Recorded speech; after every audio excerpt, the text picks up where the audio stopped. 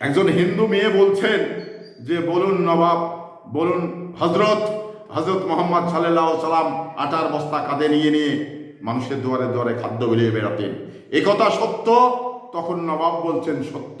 তাহলে তাকে মানেন, তার মতকে মানেন না কেন বঙ্গেশ্বর?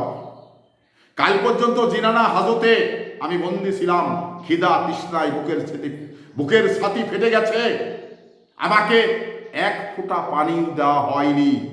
এই যদি ইসলাম ধর্মের মানে হয়, তাহলে ইসলাম ধর্ম আপনার মুখে শোভা পায় না।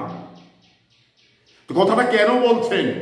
আজকে আমরা ইসলাম ধর্মের মানুষ, অথচ ফিলিস্তিনি আমাদের চোখের সামনে নিঃশেষ শেষ করে দিচ্ছে, আর আমরা বসে বসে দেখছি। তো এই মনুষ্যত্ব মুসলমানের কাছ থেকে দূর করতে হবে।